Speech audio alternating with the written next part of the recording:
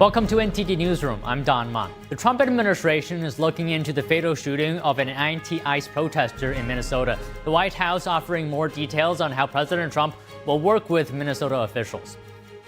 And following a second fatal shooting in Minneapolis, Senate Democrats are threatening to block ICE funding. Lawmakers have 5 days to avoid a partial government shutdown. A powerful winter storm sweeps across much of the U.S., forcing airlines to cancel thousands of flights, knocking out power to more than 800,000 customers, and the death toll from the historic storm is rising. We have details.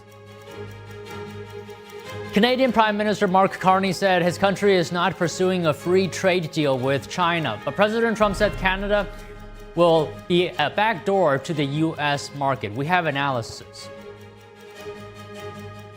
Major news from China's defense ministry. 2 top Chinese military officials are under investigation. What do we know so far, and what it means for China's military readiness?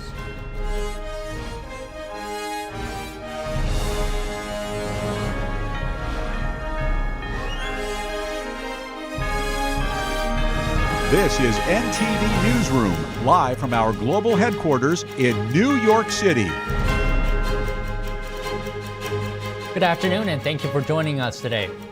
The Trump administration says it is reviewing everything with respect to the fatal shooting of anti-ICE protester Alex Preddy in Minnesota this past weekend.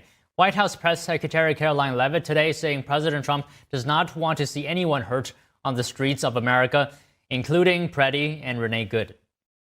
This tragedy occurred as a result of a deliberate and hostile resistance by Democrat leaders in Minnesota.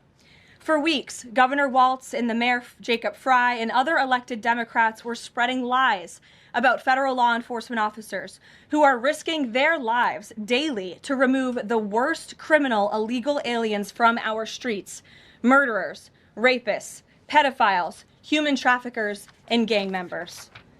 Governor Walz and Mayor Frey have shamefully blocked local and state police from cooperating with ICE, actively inhibiting efforts to arrest violent criminals. The White House said the president had a phone call with Minnesota Governor Tim Walz earlier today. Trump called on Walz and Minneapolis Mayor Jacob Frey to abide by 3 points of cooperation. 1, turn over to federal authorities all criminal illegal immigrants currently in their state. 2, turn over all illegal immigrants arrested by local police. And 3, assist federal law enforcement in apprehending and detaining illegal immigrants who are wanted for crimes. The White House said Trump wants to see the chaos and resistance in Minnesota ended.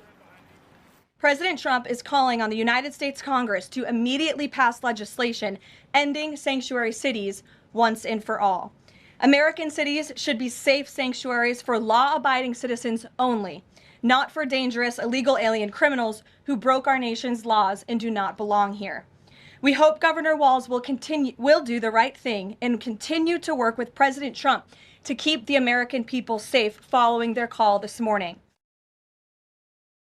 Earlier today, Trump announced that border czar Tom Homan will be on the ground in Minnesota to manage ICE operations. Homan will also coordinate with those leading investigations into the alleged multi-billion-dollar welfare fraud in Minnesota.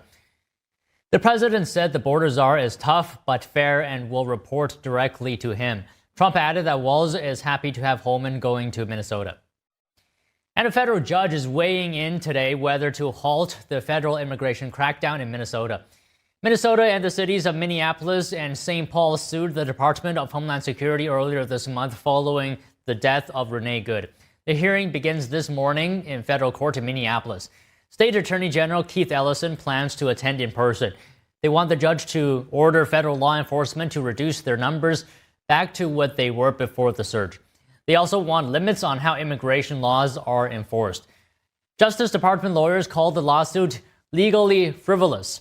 They said Minnesota wants a veto over federal law enforcement. They asked the judge to reject or delay the request. It's not clear yet when the judge will rule. Meanwhile, President Trump is sending his border czar Tom Homan to Minnesota tonight.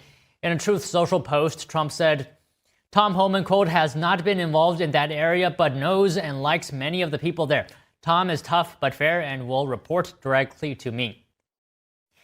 Trump added that a major investigation is ongoing regarding what he called the massive $20 billion welfare fraud that has taken place in Minnesota. He said this fraud is partially responsible for the violent organized protests on the streets. In a separate post on X, White House Press Secretary Caroline Leavitt said Tom Homan will be managing ICE operations on the ground to, quote, continue arresting the worst of the worst criminal illegal aliens. And Trump said today he had a very good call with Minnesota Governor Tim Walz. On Truth Social, Trump wrote that Walz called with the request to work together on the situation of the state. Trump said that Walz and him, quote, seemed to be on similar wavelength. Trump said he told Walz he would have Tom Homan call him and that they are looking for all criminals Minnesota has in their possession. Trump said the governor understood that respectfully and adding that he will be speaking with Walz again soon. And a coalition of Minnesota's biggest employers are calling for de-escalation following Saturday's fatal shooting in Minneapolis. The Minnesota Chamber of Commerce released a letter on behalf of more than 60 CEOs. The chief executives called on current tensions a difficult moment for the Minnesota community, citing what they called widespread disruption and tragic loss of life. Their letter called for, quote, peace and focused cooperation among local, state, and federal leaders. The CEOs added they were pushing for a swift and durable solution to ensure a bright and prosperous future for the state. Signatories of the letter included Target, 3M, and United Health Group. During one of the protests against federal immigration enforcement, authorities arrested an individual who allegedly tried to deflate the tires of law enforcement vehicles. The DHS said in a post on X this past Saturday that an individual was obstructing law enforcement and using caltrops to deflate the tires of law enforcement vehicles. Caltrops are small, spiky devices spread across the terrain to impede the movement of vehicles and people. The department added that authorities found a bag of several similar devices on the individual. The agency did not clarify which riots were being referred to. In a response post, journalist Andy No suggested the incident was related to the riots in Minnesota. And lawmakers racing the clock this week to avert a partial government shutdown. Senate Democrats are threatening to withhold DHS funding as tensions rise over ICE operations and second fatal shooting in Minnesota. NTD's Melina Weisskopf reports. Senate Democrats attempting to pressure Republicans in Congress to restrain ICE. Minority Leader Chuck Schumer says his caucus won't give Republicans the votes needed to avert a partial government shutdown if DHS funding is part of the package. I'm not endeavoring to fix every single problem that exists in the Department of Homeland Security, but we should only vote for a bill that puts constraints on this lawlessness, that reforms. The demand comes as tensions rise in Minnesota over the Trump administration's immigration enforcement efforts. The administration has repeatedly defended its authority to ramp up ICE operations in the states.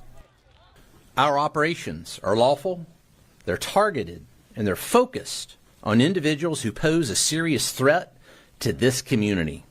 They are not random, and they are not political. They are about removing criminals who are actively harming Minneapolis neighborhoods.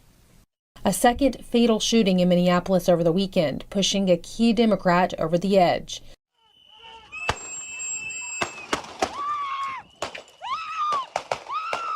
Senator Angus King, one of the few Democrats who helped Republicans reopen the government in November, says he won't vote for the funding bills if DHS funds are included. As talks of defunding ICE escalated among Democrats over the past few weeks, Senate Majority Leader John Thune urged Democrats not to pursue a second partial shutdown. I think government shutdowns are stupid. I don't think anybody wins. And I hope the Democrats share that view. That remains to be seen, but Homeland's obviously the hardest one. The Majority Leader admits lawmakers may need to revert to a short-term fix if Democrats refuse to approve the last 6 bills. Senators have until the end of this week to approve 6 funding bills to avert a partial shutdown. Time for negotiations shortened by a winter storm on the East Coast. Senators were forced to postpone Monday's votes until Tuesday evening. President Trump said Governor Walz called him requesting cooperation in Minnesota. That's after Trump announced he'll send border czar Tom Homan to Minnesota. Joining us to discuss is Simon Hankinson. Senior Research Fellow at the Heritage Foundation's Border Security and Immigration Center. Simon, good afternoon. First, can we get your reaction to this call between President Trump and Governor Walz? The president said Walz is happy that Holman is on his way. What do you think? Well, it seems a little difficult to believe that Governor Walz would be happy to have anybody from ICE in his state, as he's been so hostile to any federal law enforcement from the beginning. And it's pretty clear that there's no love lost between him and President Trump. So the White House said that Holman will be managing ICE operations on the ground in Minnesota to continue arresting illegal aliens. Why do you think President Trump is sending Holman there now? And is there a signal that this is potentially sending?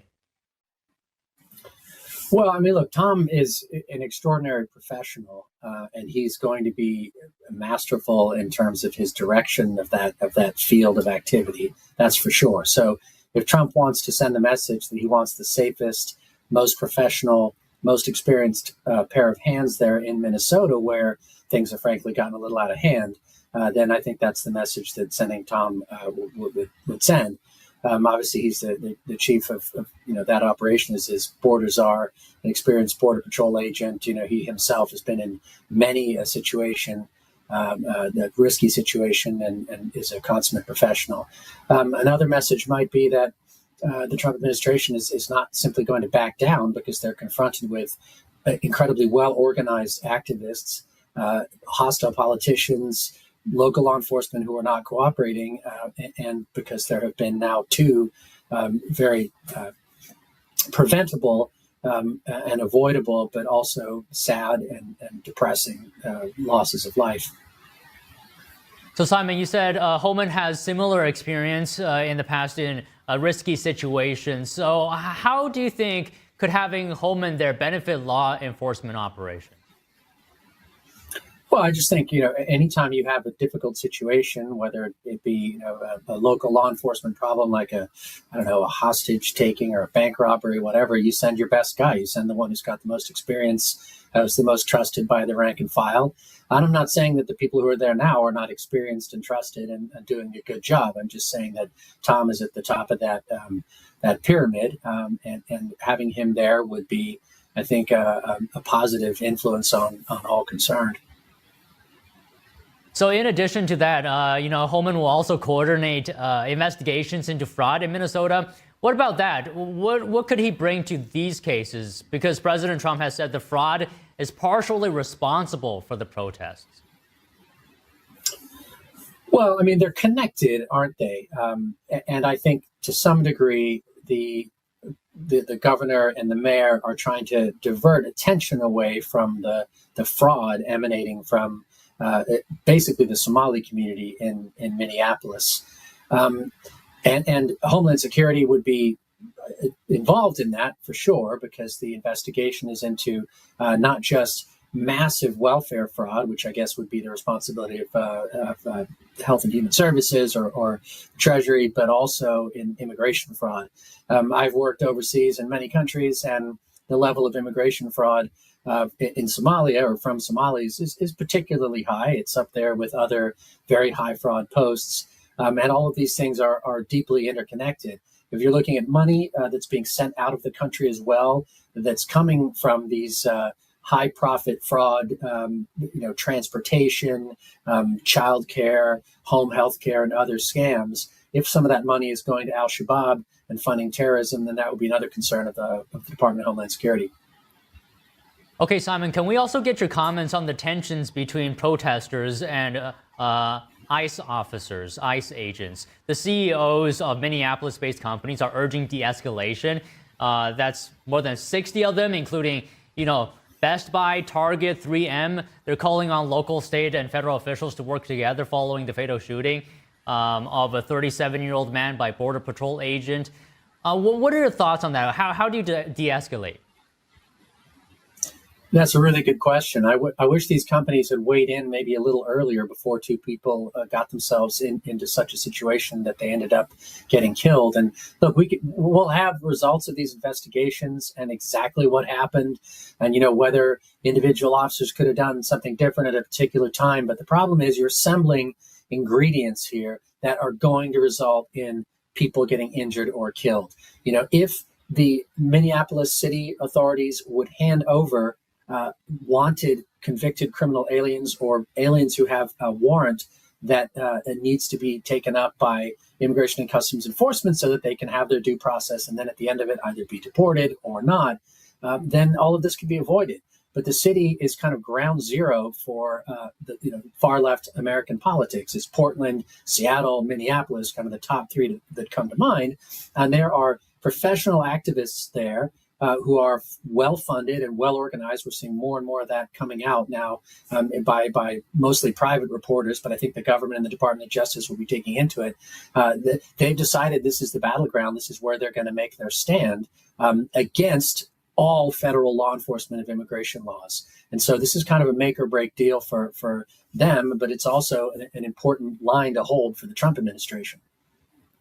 Okay, just one last question, Simon. You said if officials cooperated a bit more, things could be avoided. How big of a role would you say state and local leaders play in reducing tensions? I would say they play a huge role, 80%. I mean, look at it. What other city have you heard of this happening in? You've had some riots in Los Angeles earlier in the year, or last year rather, in June. You had some issues in Portland, a few other places where you've had some violence, some rocks thrown, some demonstrations, not good things. There were even some agents shot at in Texas. But Minneapolis is the one place where this is happening on a regular, organized basis. This is not just a few, mothers and strollers on a Sunday afternoon holding up signs. This is a professional activist corps surrounded by some, local neighborhood kind of willing participants who are on the same ideological side, but nowhere near as well organized. And it's a campaign. It's just like after the death of George Floyd, you didn't just have one riot where people exploded in anger. You had weeks of highly organized rioting and property destruction to achieve a political goal. And that's what you're seeing in Minneapolis. This is a campaign being waged with a deliberate political goal in mind. Yeah, I mean, Trump administration officials like Vice President J.D. Vance have also echoed what you said just now, that this is only happening in Minnesota. And we have to question why that is. Well, thank you for your time today, Simon. Really good to talk to you. Thank you.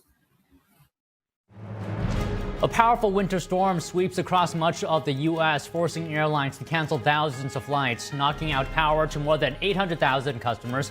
And the death toll from the historic storm is rising. We have more details after this break.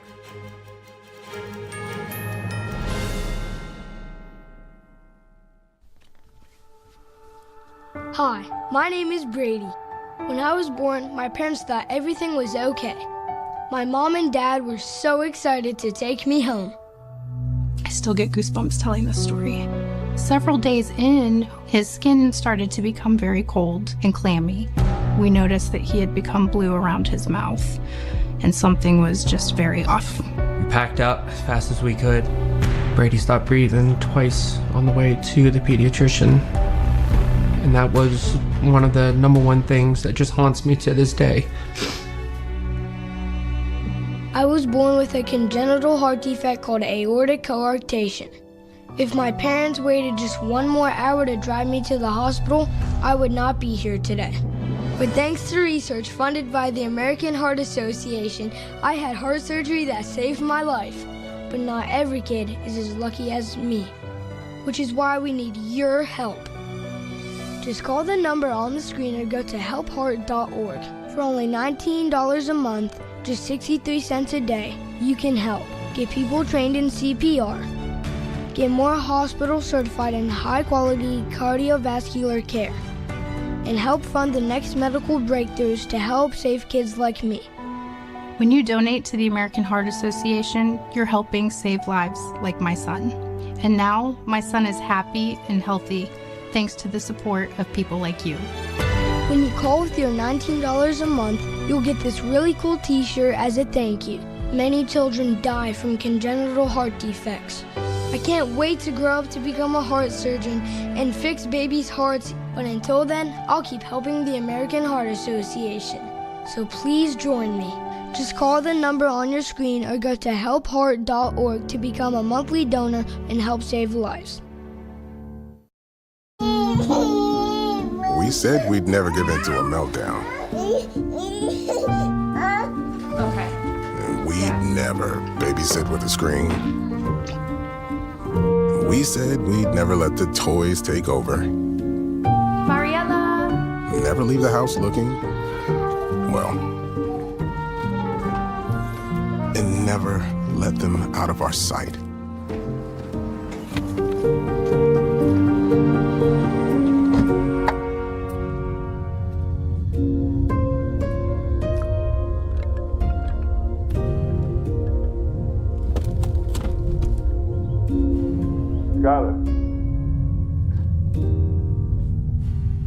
Skylar, come here. Cars get hot fast, and kids can be at risk. Before you leave the car, always stop, look, lock.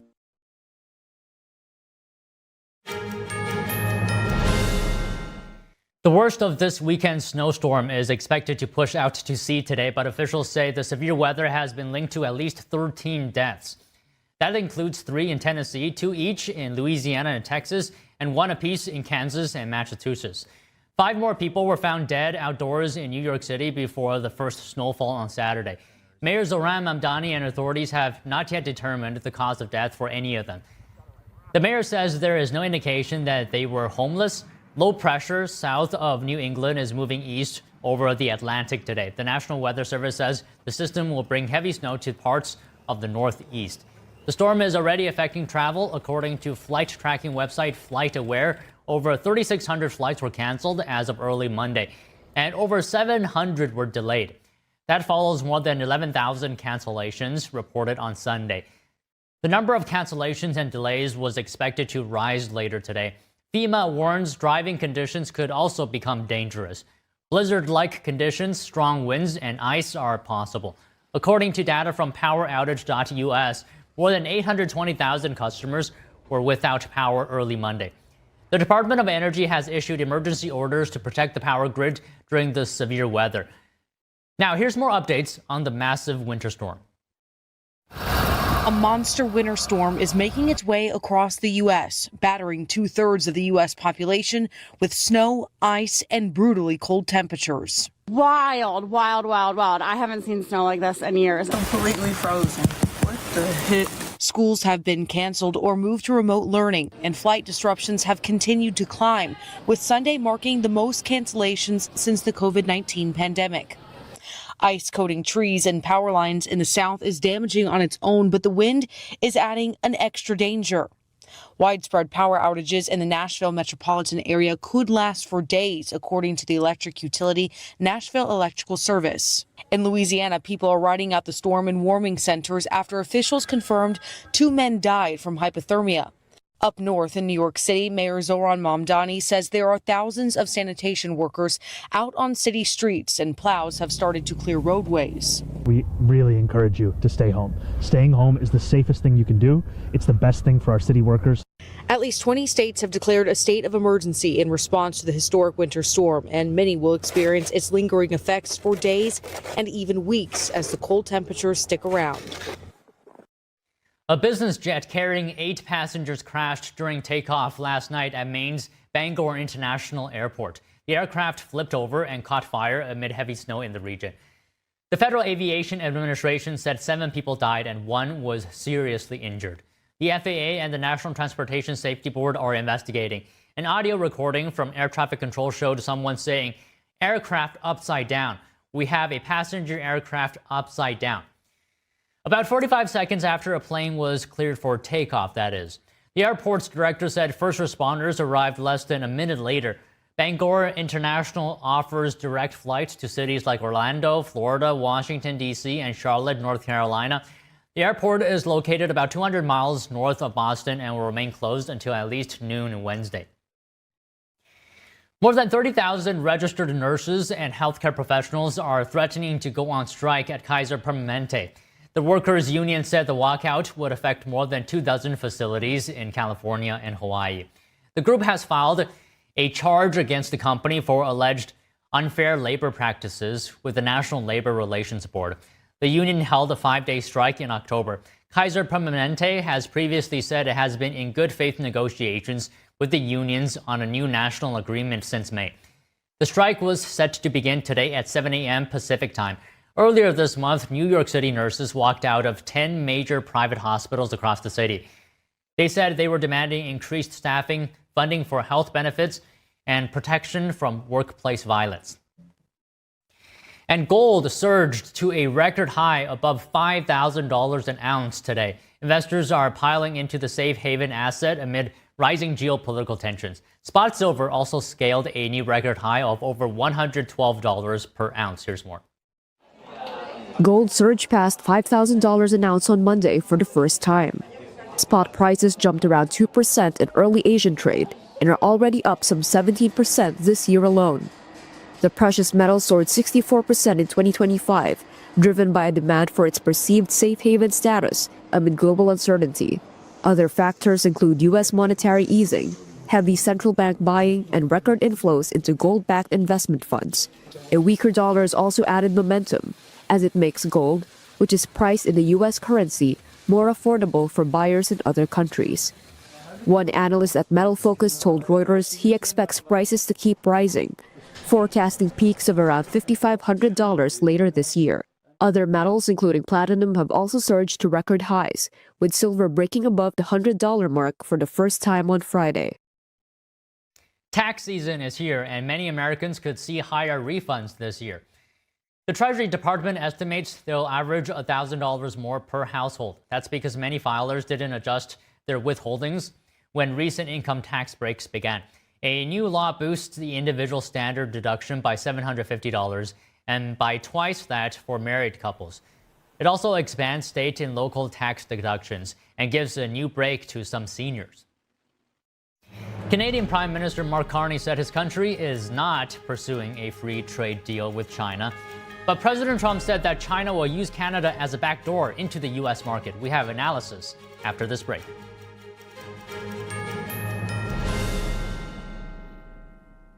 Discover the ancient secret to vitality and longevity with Puretang Black Ginseng. Crafted from premium 6-year-old Korean ginseng, each root is carefully nurtured for over 2,260 days, undergoing a traditional 9-round handcrafted process of steaming and drying to unlock full potency and absorption. Experience pure, natural energy with Puretang Black Ginseng. Order now at puretang.com. There's cultures that have been lost, but this culture hasn't been.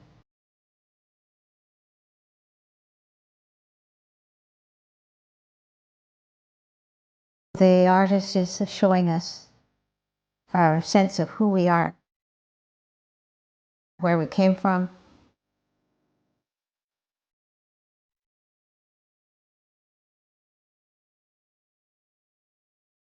You look at his hat. His hat is knitted probably by a man, because a man traditionally knitted the hats. That hat tells you the story of who this person is, what his place in the culture is, the animals around him. Everything's all contained in the messages in the hat. And the tool that he's carrying over his shoulder.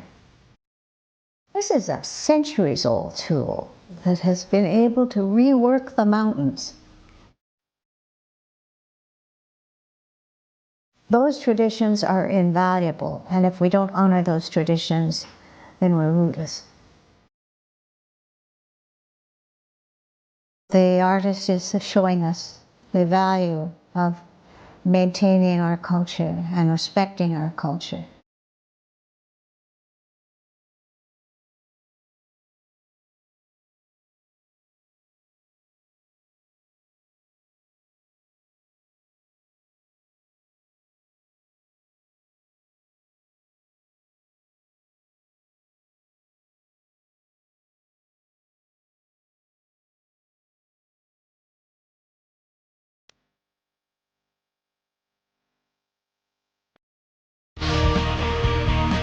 selling a home has gotten hard. Inventory is tight and interest rates are high. Making a move can be scary. That's why who you work with matters. I partner with HomeLight to help our clients win in any situation. Our buyers find great deals on their dream homes, and our sellers get top dollar, even in a challenging market. HomeLight gives our clients the edge they need, and together, we all win.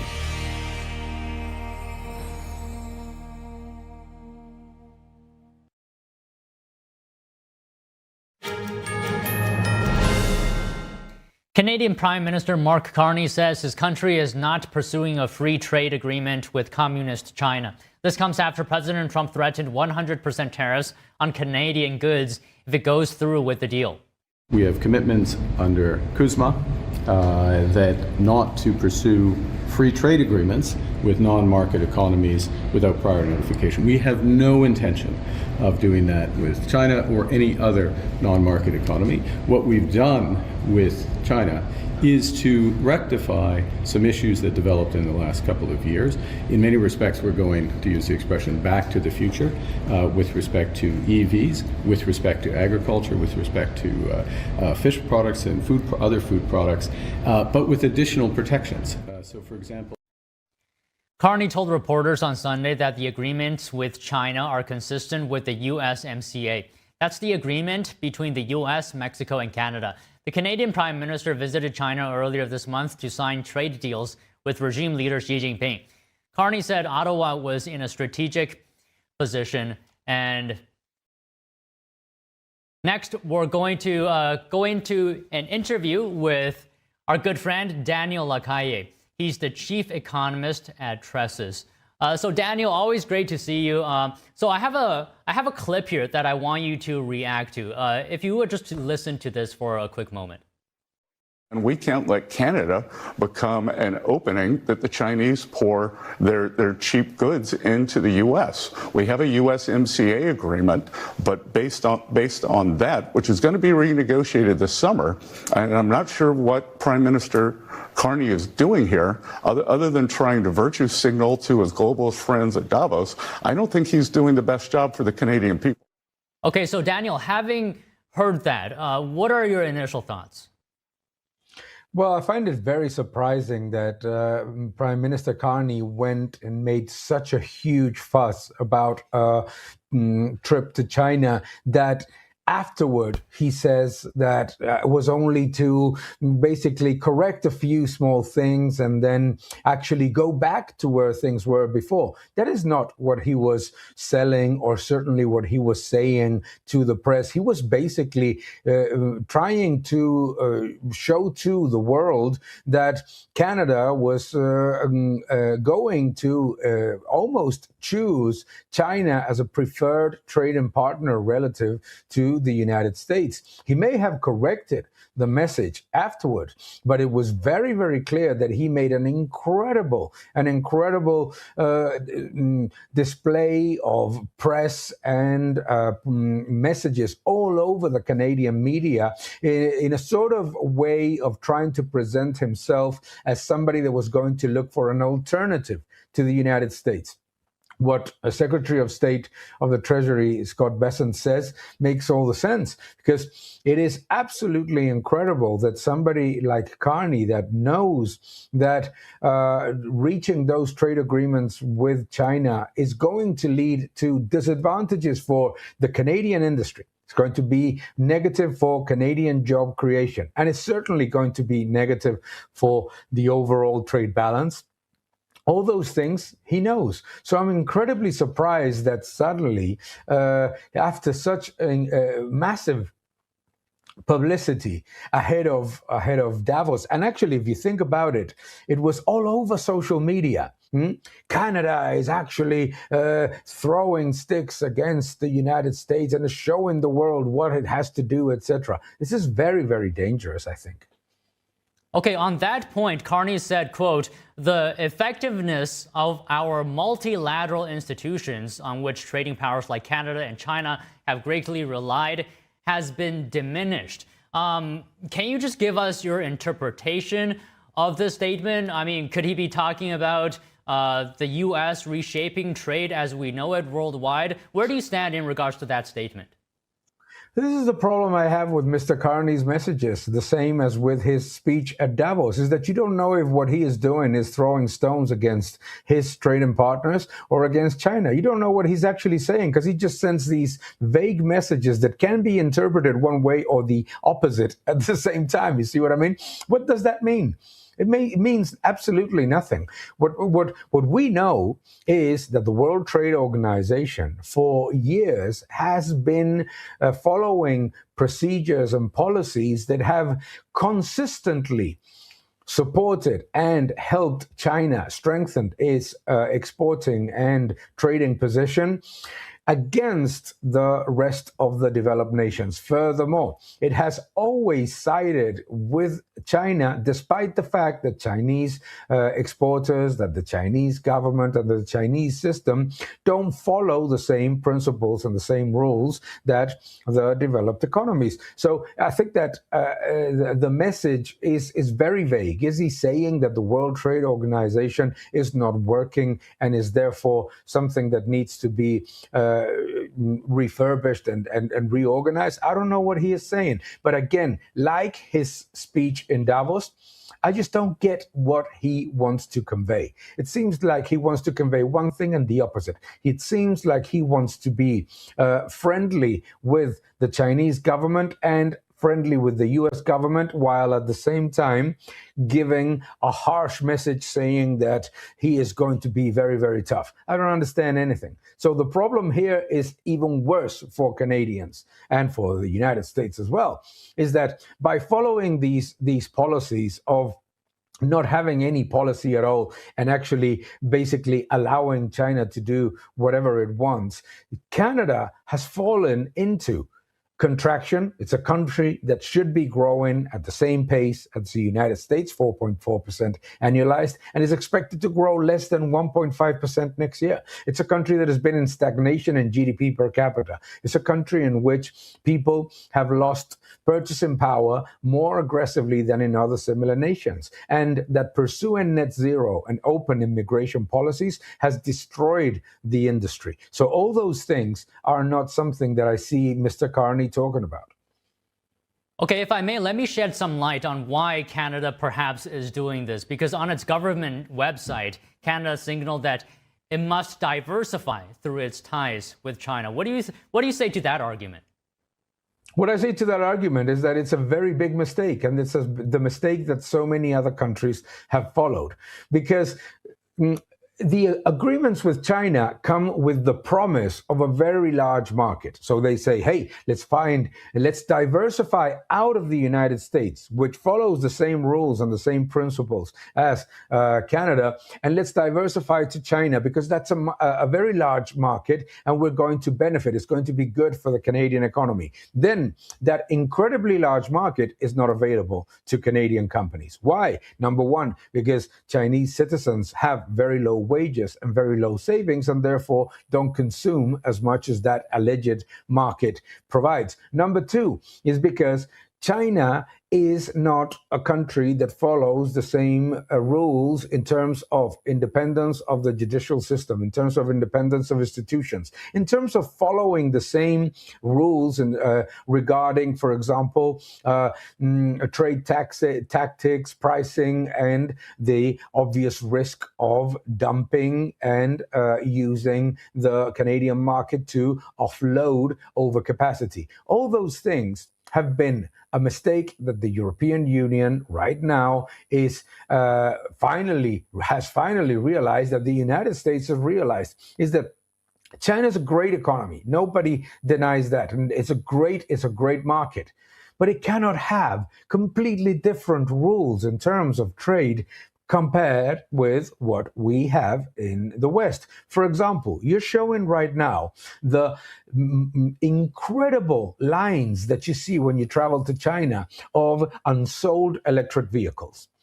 In any other Western country, you would have those companies filing for Chapter 11, getting into restructuring, etc. The financial system in China is so opaque that it's impossible to know whether companies are passing on to the West their problems of overcapacity, of working capital, of challenges of excess storage, or they have basically, they're being consistently bailed out. And this is a huge problem because Volkswagen or Ford or GMC are not playing by the same rules as those companies. Okay, in just conclusion, can you talk to us about where you see the trajectory of the Chinese economy going? You talked a lot about its current state, but where do you see it going in the future while President Trump is in office? I don't think that the problem is while Trump is in office. I think that the problem of the Chinese economy is a build of a massive real estate bubble that is bursting in front of our eyes, but is being contained by the government and therefore making it even worse, combined with very large levels of export capacity that are not matched by demand, therefore huge overcapacity and working capital build.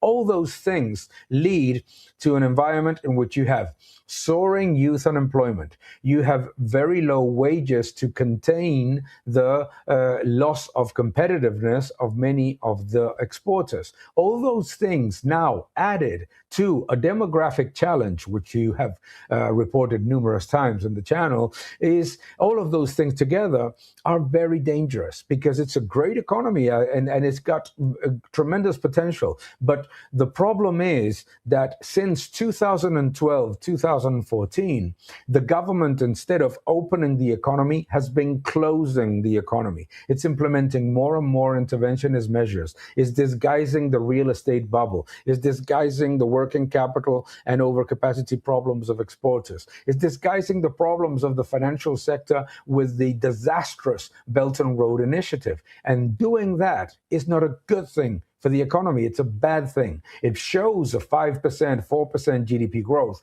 Nobody cares about that. While all the other figures show that the economy is in very severe stagnation process that, with demographics, is not going to be getting better unless the government starts immediately opening the economy and reducing all of those non-tariff barriers, all of those regulatory burdens, and the problems of legal and investor security. Yes, I agree with that point, that the Chinese economy has great potential, but really the bottleneck is the Chinese Communist Party. Well, always in great... Yeah, Daniel, always enjoy hearing your insight. Thank you so much for your time. Thank you very much, Don. Always a pleasure. In a major announcement on Saturday, China's defense ministry said 2 top military officials are now under investigation for suspected violations of discipline and law. General Zhang Yuxia, who ranks second only to regime leader Xi Jinping within the military, and Liu Zhengli, who is the chief of staff of the military's governing body. NTD's Flora Hua has the story. The official confirmation comes days after Zhang was notably absent from China's major political events. Earlier on Sunday, the Wall Street Journal reported that Zhang is accused of leaking secrets about China's nuclear weapons to the U.S., among other charges. Although no further details were provided by China's military, the move is widely seen as an effort by regime leader Xi Jinping to target those challenging his power base. General Zhang Yuxia is reportedly among the opposition forces against Xi, aligning with others including the so-called elderly faction, a group made up by veteran Chinese state leaders, such as former Premier Wen Jiabao. Analysts say the development has sparked significant turmoil inside China's military. Wen Jiao, a veteran China affairs analyst based in Canada, shared his insights. Even though this is only the beginning of the whole situation, I have a strong premonition that the arrests of Zhang Yuxia and Liu Zhengli mark the beginning of comprehensive turmoil. The room for compromise among factions within the CCP has already been completely lost. Once the table is flipped, There's no longer any need to consider whether the Communist Party's big ship will sink. It becomes a question of who strikes first and survives. We can expect a purge on an even larger scale to be on the way. The purge could be a sign that infighting within the Chinese Communist Party is escalating to a record high. Since last year, dozens of Xi's loyalists within the military have been ousted, including his right-hand man and the third-ranking official in China's military, He Weidong, as well as Admiral Miao Hua. There are mixed views on whether Xi himself or opposition forces were behind the purges. Nevertheless, these moves carry serious implications for the Chinese military's readiness.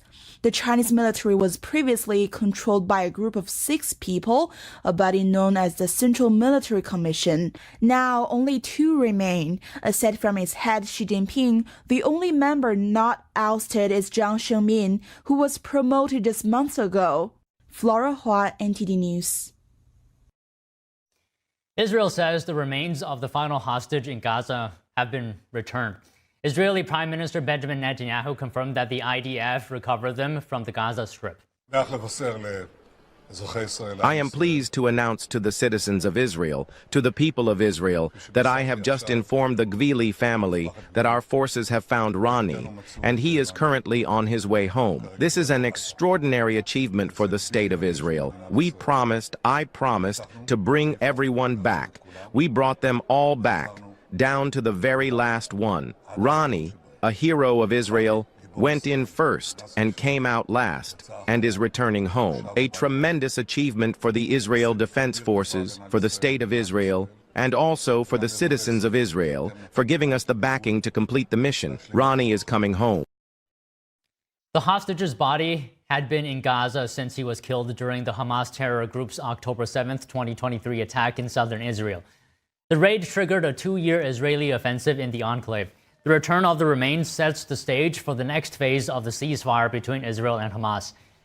Israel had said it would reopen Gaza's Rafah border crossing with Egypt once the search operation for the hostages' remains was completed. Ukraine's president is indicating there's some progress on the path to ending the 4-year war. President Volodymyr Zelensky says a document laying out security guarantees for the country is 100% ready. Zelensky said yesterday he is waiting to sign the U.S.-authorized document, or U.S.-authored, once a date and place are confirmed. Zelensky said once it's signed, the document will be sent for ratification to the U.S. Congress and the Ukrainian parliament. Zelensky did not go into detail about what the document contains. It comes after a meeting between Ukraine, Russia, and the U.S. in Abu Dhabi, the first meeting of its kind since the war began. The European Commission has launched an investigation into Elon Musk's AI chatbot known as Grok. The inquiry is focused on the production of explicit imagery. Today, the Commission is opening an investigation into Grok under the Digital Services Act because we believe that X may have breached the DSA. We have seen over the last weeks and months anti-Semitic content. We have seen non-consensual deepfakes of women, and we have seen child sexual abuse material. In Europe, no company will make money by violating our fundamental rights. The Commission earlier this month said AI-generated images of undressed women and children being shared across X were unlawful. X said earlier this month that the company takes action to remove high-priority content like child sex abuse material and non-consensual nudity. The company also said it reports accounts seeking child sexual exploitation material to law enforcement. After dramatic conference title wins, the Seattle Seahawks and New England Patriots will face off in Super Bowl 60. More news after this break.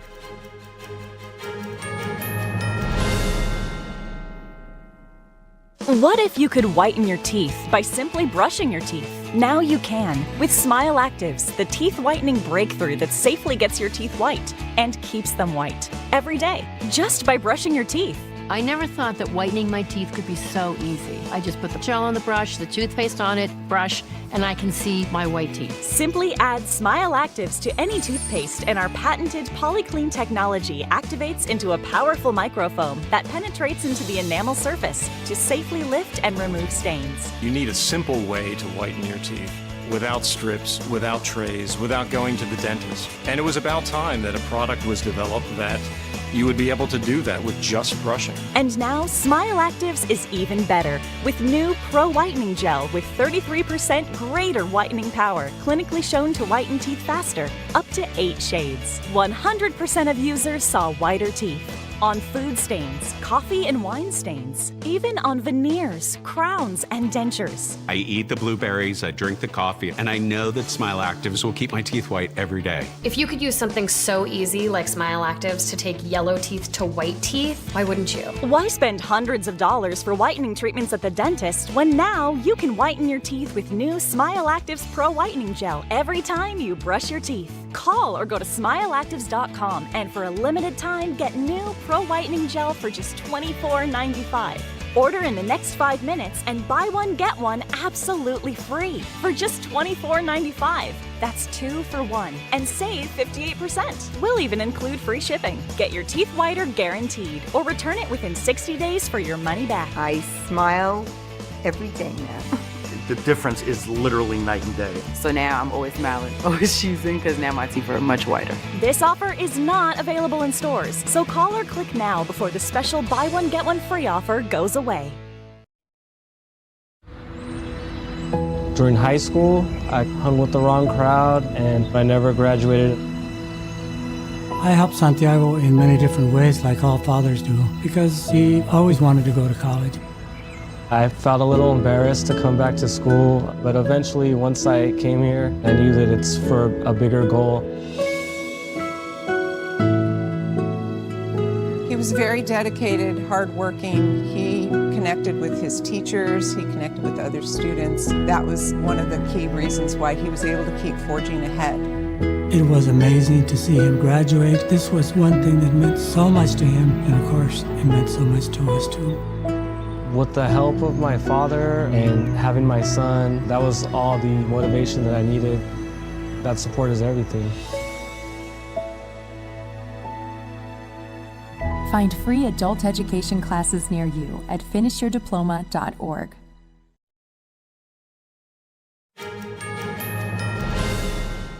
Super Bowl 60 is now set. It will be the New England Patriots facing off against the Seattle Seahawks. That's after the Seahawks knocked off the Los Angeles Rams in the NFC Championship yesterday, 31-27, to punch their ticket to the big game. Quarterback Sam Darnold led the way, throwing 3 touchdowns. This will be the Seahawks' 4th Super Bowl appearance and first in 11 years. The Patriots clinched the AFC Championship after beating the Denver Broncos 10-7 in snowy conditions. The Broncos were without their star quarterback, Bo Nix.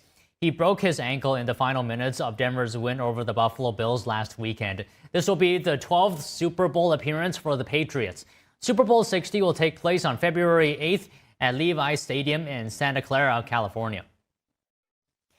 With just 2 weeks until the start of the 2026 Winter Olympic Games, the center of the northern Italian town of Ortiz has turned into an exhibition for Olympic-related ice sculptures.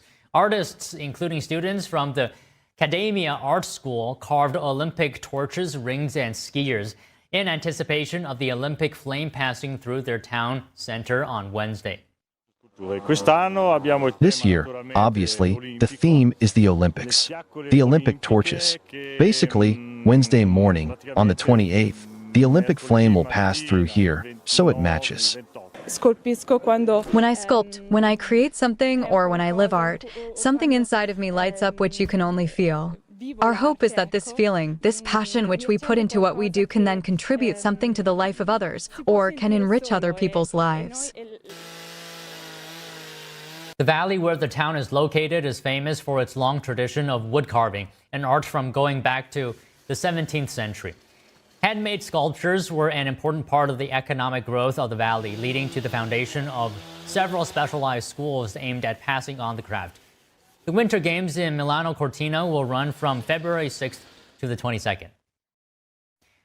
American rock climber Alex Honnold set a new climbing record. He scaled Taiwan's tallest building in just an hour and a half without any ropes or protective gear, a practice known in the climbing world as free soloing.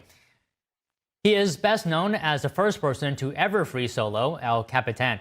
That's the iconic 3,000-foot granite wall in Yosemite National Park. He now has a new record with the tallest urban free solo at over 1,600 feet. Let's take a look. There are still safety measures, right? None at all. To the top. U.S. climber Alex Honnold made an hour-and-a-half free solo ascent of Taiwan's Taipei 101 skyscraper without safety ropes, watched by thousands of cheering and waving fans as he clambered up one of the world's tallest buildings. After initial nervousness about the unsecured ascent, members of the crowd watching said they had full faith in Honnold to complete the climb. Because I don't have a habit of exercising, at the beginning I wasn't very interested. Then I watched him practice and I felt it was really unbelievable. This is something that is truly happening. And then now coming here, actually I also came yesterday, and I just really want to see him complete this thing. The climb took place with the full support and permission of Taipei 101 and the city government. Honnold said he once thought of climbing it without permission. But then out of respect for the building and respect for all the people on the team who had allowed me access to look at it, I was like, well, obviously I'm not going to poach this. Like, I'm going to, respect the people and just see if it ever comes together. Netflix was live streaming the entire climb. He's done it! So I think that this time, even though 101 is also very tall, compared to places he has climbed before, it seems that the level of difficulty isn't quite that high. So I think he must have a lot of confidence to dare to do a live broadcast. It's not like just casually saying, I want to do something really cool, everyone come watch, that kind of feeling. The news conference was held at the rooftop observatory shortly after Honnold scaled to the top. Yeah, I was like, what a view, it's incredible. I was like, what a beautiful day. It was very windy, so I was like, don't fall off the spire. I was like trying to balance nicely. But no, I was like, what an incredible position. And I mean, what a beautiful way to see Taipei. And it's nice because we've been here all week and it's been gray and rainy, kind of socked in. And today was just so perfect and you could see for miles, super clear. I was like, couldn't be a better time to be on the top of the spire, appreciating the position. This is not the first time Taipei 101 has been scaled. In 2004, French climber Alain Robert, dubbed Spider-Man, climbed the building, though he did so with a safety rope in a time of 4 hours. Major news from China's defense ministry. 2 top Chinese military officials are under investigation. What do we know so far and what it means for China's military readiness? More news after this break.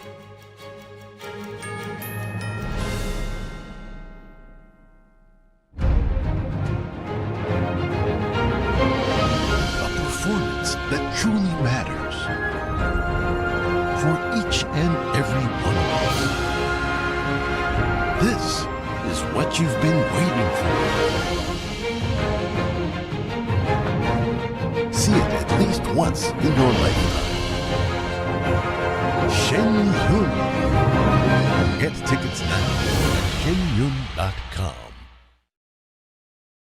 Is deep-sea fish oil really healthy? Due to pollution in the oceans, most fish contain heavy metal elements and radioactive substances.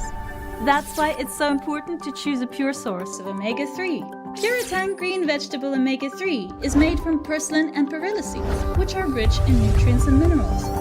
It effectively improves brain power and is beneficial to the heart's health. Puritang green vegetable omega-3. Eat 2 a day and you'll feel brand new.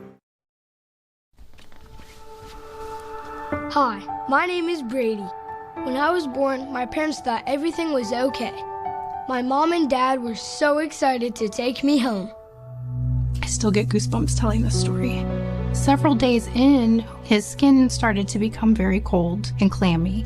We noticed that he had become blue around his mouth, and something was just very off. We packed up as fast as we could. Brady stopped breathing twice on the way to the pediatrician. And that was one of the #1 things that just haunts me to this day. I was born with a congenital heart defect called aortic coarctation. If my parents waited just 1 more hour to drive me to the hospital, I would not be here today. But thanks to research funded by the American Heart Association, I had heart surgery that saved my life. But not every kid is as lucky as me, which is why we need your help. Just call the number on the screen or go to helpheart.org. For only $19 a month, just 63 cents a day, you can help get people trained in CPR, get more hospitals certified in high-quality cardiovascular care, and help fund the next medical breakthroughs to help save kids like me. When you donate to the American Heart Association, you're helping save lives like my son. And now, my son is happy and healthy thanks to the support of people like you. When you call with your $19 a month, you'll get this really cool t-shirt as a thank you. Many children die from congenital heart defects. I can't wait to grow up to become a heart surgeon and fix babies' hearts, but until then, I'll keep helping the American Heart Association. So please join me. Just call the number on your screen or go to helpheart.org to become a monthly donor and help save lives.